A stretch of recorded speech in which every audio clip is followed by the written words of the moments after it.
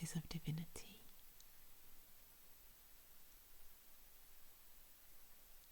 Are contained within the soul, and that's what you are in your true essence. Come home to the soul.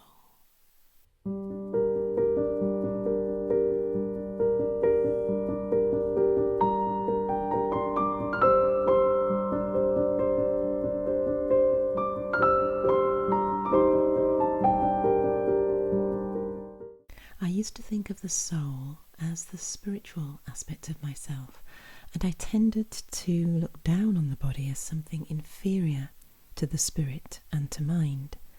It did not occur to me that the body could be the vehicle of the soul in this material dimension of reality, that it could actually be contained within the field of my soul.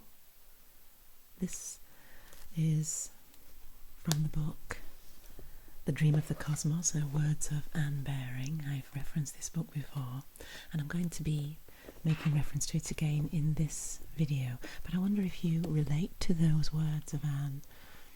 I certainly do. This notion that the body is in the soul is really the key to understanding the true nature of our essence and what it actually means to be here on planet Earth as a human being. Now, this teaching isn't something that's understood with the mind. If anything, we've been in the mind for too long, for at least 4,000 years, which Anne refers to as the solar age. I'll talk about that again in a moment. But we intuit the truth, so the way to completely understanding our true nature is much more intuitive, and people have been doing this for centuries.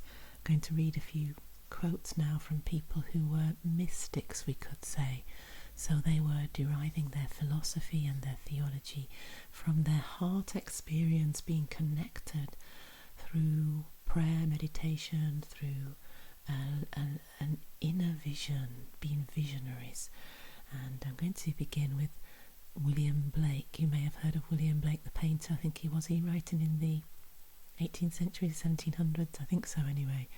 And here's what he said: man has no body. That has a capital B, by the way. I think he's not sort of using idealized forms here. Man has no body, distinct from his soul, again with a capital S. For that called body is a portion of the soul discerned by the five senses, the chief inlets of soul in this age.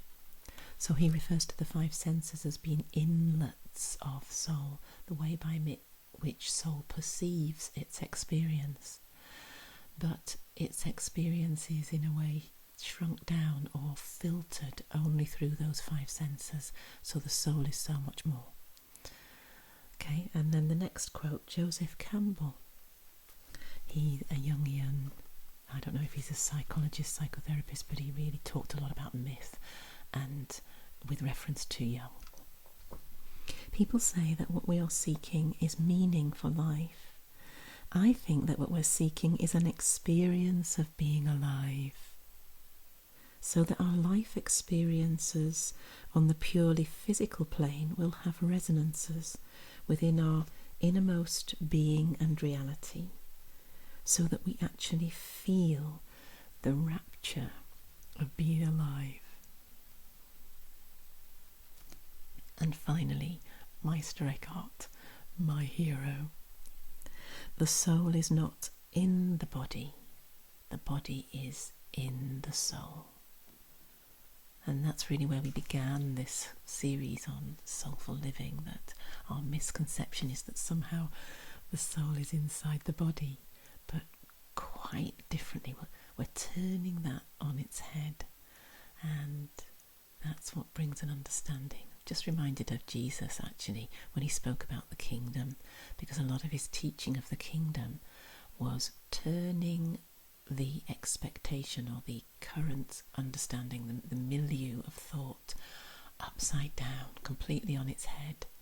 If you think about the Beatitudes, everything is reversed in terms of its values and expectations by worldly standards.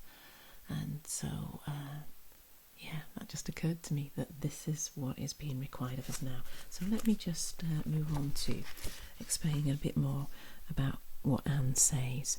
During the 4,000 years of the solar era, so Anne identifies, she's written a book called The Myth of the Goddess, and it's a kind of seminal book. And this book, which is massive, as you can see, it's huge, and it talks about these different eras of consciousness, of understanding, of human thought. And we begin with the lunar era, and I forget how many years that spans, but this is sort of primitive stuff with the goddess, definitely a lunar goddess. And then the solar era, where we lost the goddess, the idea of the divine feminine, and then you had very much the the more patriarchal kind of Greek and Roman established ideas of God, the god and the gods, and that's the solar era, out of which of course you get the Enlightenment and the development of science and so on. And then we have the stellar era, which is something that we're sort of on the cusp of now. So she says, during the 4,000 years of the solar era, everything became fragmented as we lost the sense of living within a sacred order. As this process developed, so spirit and nature, soul and body came to be separated. Our conscious mind became separated from its instinctive foundation. And when we're talking about instincts, we're talking about feelings, emotions, intuition. So this is something we were more in touch with in the lunar era, but we lost it when we just went completely more into the mind and the head and the logos. Rational thinking, which is much more the masculine qualities, okay? Becoming not only fearful, but also repressive of it. And she's talking about the instinctual stuff there.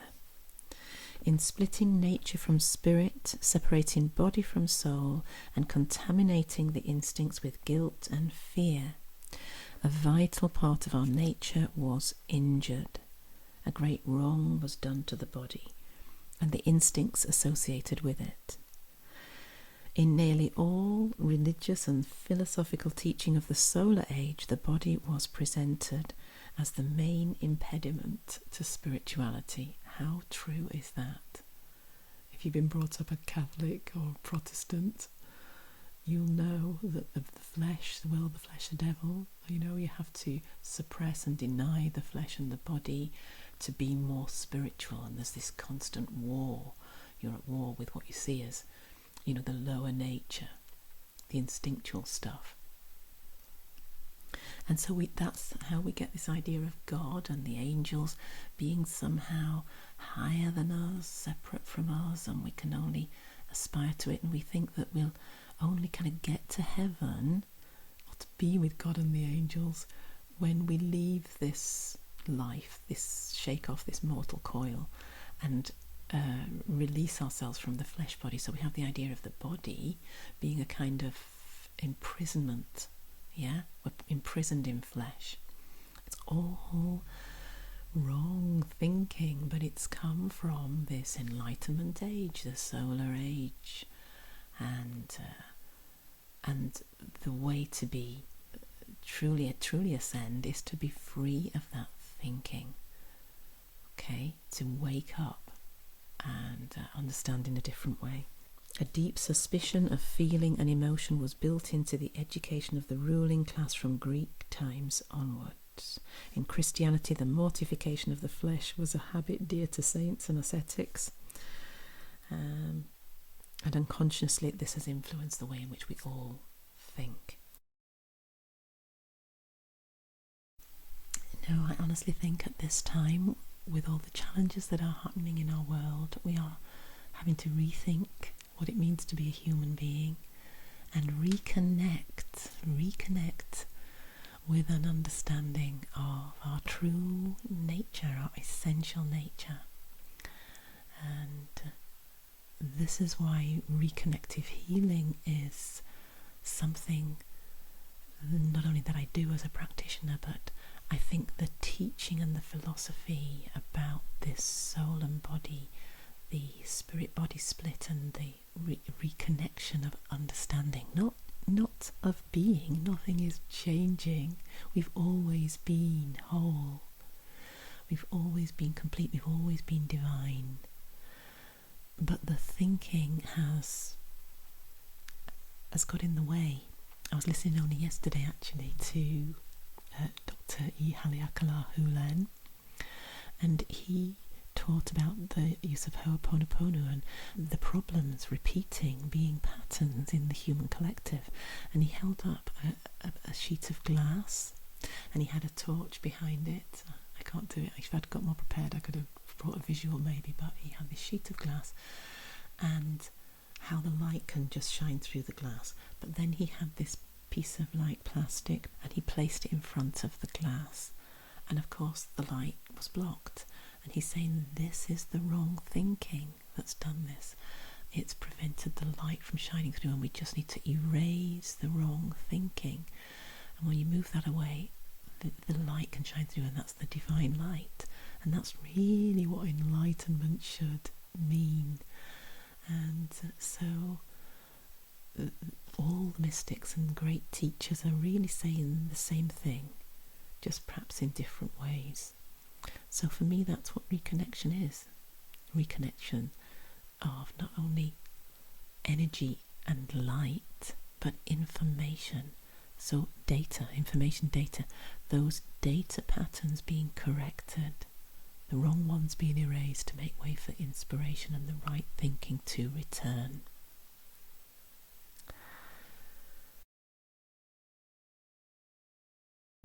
When I was trained as a Reconnective Healing Practitioner, we were taught by Eric Pearl. I remember him teaching about a hologram. He talked about holograms, and I can't remember if he made reference to, there's a book by, I think it's Jude Currivan.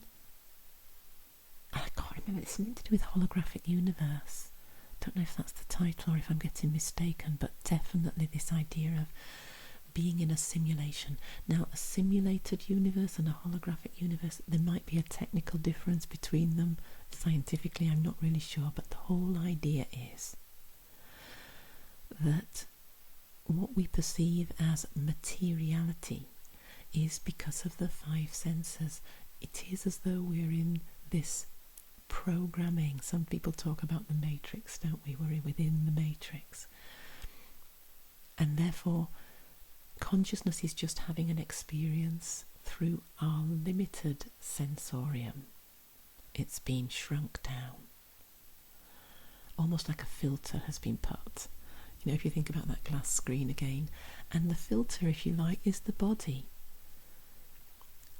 I know that Suzanne Giesman, I often talk about her, love Suzanne Giesman. If you don't already follow her, I highly recommend you go and check out her channel and her teaching. She refers to the body as being the veil. So she's a medium, but she's also a great spiritual teacher because she's bringing a lot of wisdom through her channels. Sanaya, which is a collective. She's really just tapping into the field, turning up the dial. Everything I know and I'm learning about what might be called mediumship is really through Suzanne, and I'm bringing together the teaching of Suzanne with my own understanding of reconnective healing and making sense of it. And there's so much overlap here, and she refers to the body as the veil, and I like that. But one thing she does say often is she says we're not just human beings, we are divine beings. And I know why she says that, but I take issue with it for the fact that it implies a duality, that human beings are somehow different to divine beings or light beings, whereas actually it's one and the same. And the theologian in me that understands, or is beginning to understand, the deeper meaning of incarnation is the very truth that matter and spirit can't be separated out, that's where it all went wrong, that separation. So even in the way we use language, we need to be careful to not reinforce that idea that when we stop being human beings, we'll then become spiritual beings, or that we're the two at the same time. The human being part of us, aspect of us, is divine. Whether we show up in material form as a human being, or what we know of as a human being, or whether we are a spiritual being, it's just to do with vibrational frequency changes. I get this when I'm doing reconnective healing with somebody. We actually are turning the dial up on the vibrational frequencies, and then people begin to experience. They'll say, "Oh, I can sense." Maybe they sense other beings actually around them that they weren't previously aware of. And I think this is because they're here all the time around us, but we're just not vibrationally attuned to picking up or sensing them. So sensation is heightened, and that's why people sometimes experience tingles or different heat changes and so on, because we're more aware of the soul when we're stepping into soul awareness. So that's an understanding of the body being in the soul being so much bigger and beyond what the body is, transcending the body. Yeah, it's wonderful. It's with us all the time, but just by shifting our attention, we become more aware of being souls rather than simply physical animals. Yeah, with somehow have consciousness. That's not what it is to be a human being. And Jesus demonstrated what it is to be a human being. And I was thinking about this earlier, that when he appeared to the disciples, or when he appeared first to Mary, didn't he? She went to the tomb and she mistook him for the gardener, and he said her name, and she was like, "Teacher, Rabbi." She couldn't believe what she was seeing. And why was she seeing it? Because in his presence, the vibration is raised up. So she was experiencing him as a human being. He wasn't just appearing to her as a human being. His vibrationally higher state continues to have that appearance. I don't know if I'm explaining this very well. We don't lose our form. We don't lose our personality. When he appeared to the disciples in the upper room, it's funny how it's called upper room, isn't it? This again just occurred to me earlier when I was preparing for this video. The upper room, I made notes, and then I thought upper, higher vibration. They were all gathered in the room and saw him there, and they thought they were seeing a ghost. And he said, "I'm not a ghost." Because you see, they were just thinking body dead, material here, spirit here, like a split. And he was saying, "I'm not a ghost." He bring me some fish. I think he asked for something to eat, and he ate it in front of them. He said, "Touch my hand," and he reached out and they could touch him and feel him, because everyone was raised. What happens is an entrainment when we're in the presence of people with a higher vibration. There is an entrainment to that higher vibration, so we're all functioning at higher vibrational reality, and they didn't perceive any difference. Does this make sense? It's like the filter is adjusted so that more light comes through and more information comes through. In other words, the data is tweaked. It's almost as though Jesus as a master, and we can all be masters. He was an enlightened master. He understood, he knew how the game worked, had this knowledge and understanding, and therefore he could almost bend reality or the rules of the physical world, as we tend to think of them as being somehow fixed. Material physics, yeah? So he could walk on water, and he could turn the water into wine. And he healed people of illnesses where we thought, well, that's just how it is. This is the physical reality. Whereas even the physical conditions that we experience are much more in flux and flow, and changing the dial on the vibrational vibrational frequency alters how reality shows up, how we experience the physical world. And once we have this knowledge, we step into the kingdom. This is what all of his teaching was about. The kingdom of heaven is like this. And it's not a place. Just as beyond the veil is not a place. We tend to think of it as that. We have mediums who bring information from beyond the veil. We imagine this place where all our loved ones are gathered and they have this somehow this telephone line to this other place. Not so. It's simply attuning oneself to a higher vibration. So for me, reconnective healing is about healing the rift, healing the split, the mind-body split. Healing it so that we remember that we are whole. It isn't taking something that's fractured and making it whole, it's simply remembering. Isn't it funny that that word remembering has that sense of different members? We think of members being separate, and remembering is the kind of restoring, bringing back to wholeness, a return to wholeness. That's the phrase that Eric Pearl first used when he presented reconnective healing to the world. That's how I learnt what it meant and what it was all about.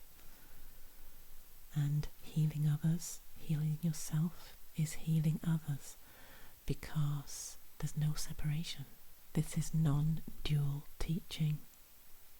I've seen this changing people when I've done reconnective healing, and people often book 3 sessions because 3 is an important number. It's an angelic number, and you can have up to 3 sessions of reconnective healing.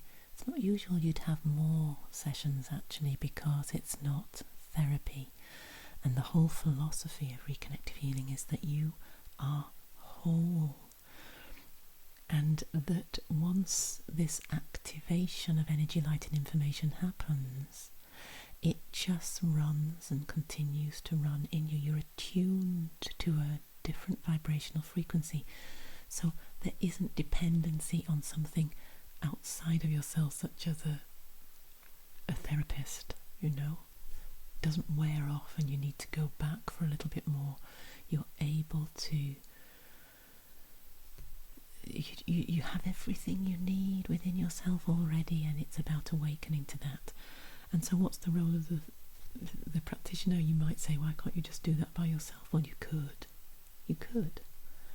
But I like to think that I'm simply a facilitator or a witness to the process.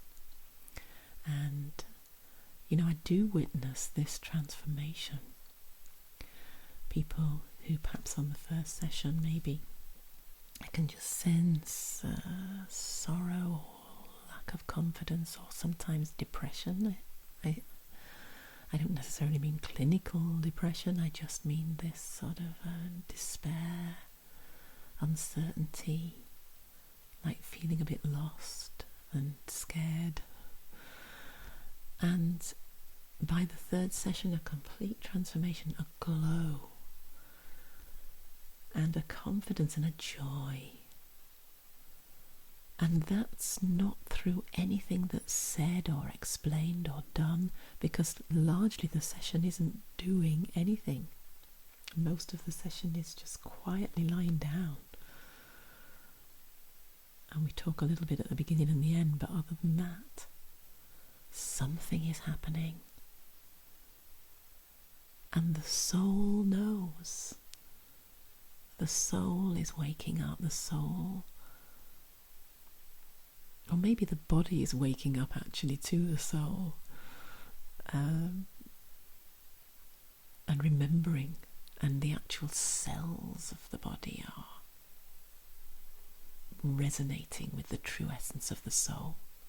In some way there's alignment, realignments happening, and that the murkiness of that, to use Dr. Hulen's analogy, of the dark glass. In fact, that's in the Bible, isn't it? About a glass being dirty and not being able to see through it. That's been cleaned, and the light shines through it in its purity, in its wholeness.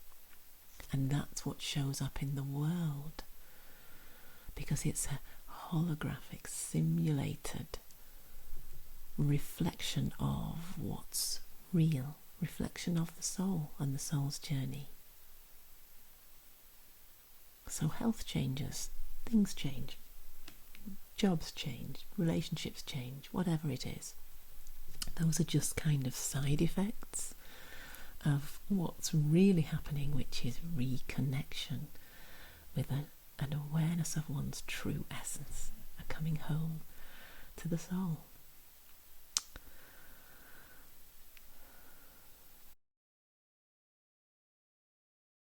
Thank you for watching.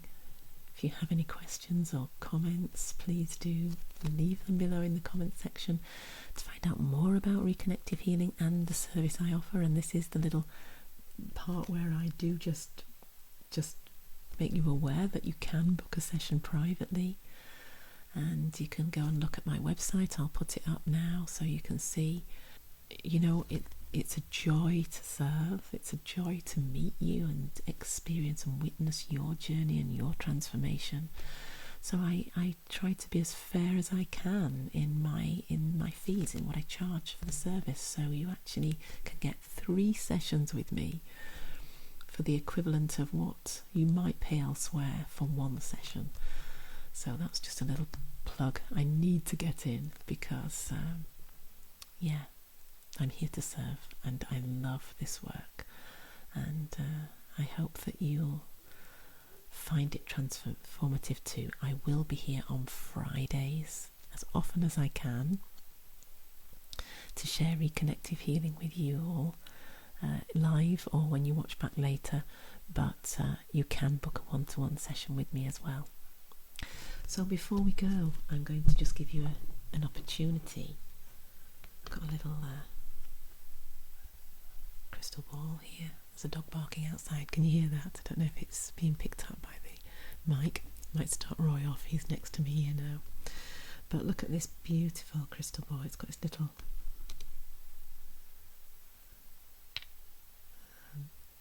I don't really know what that is.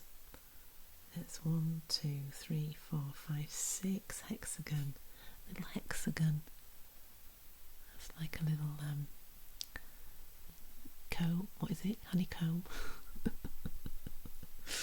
Can't think this morning. There we go. And I just want to invite you to step out of the role self into the soul self. Let's do that for a few moments. Even now, even in this time together, just using this ball to help you to detach, let go, and just know that you are already whole. You are soul.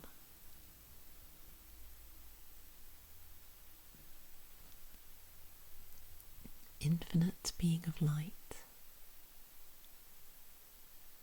Omniscient, omnipotent, omnipresent, divine, all the qualities of divinity.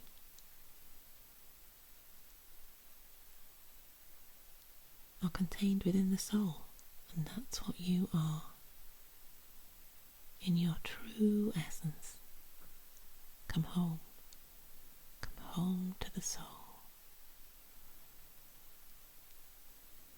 And find peace and joy and healing.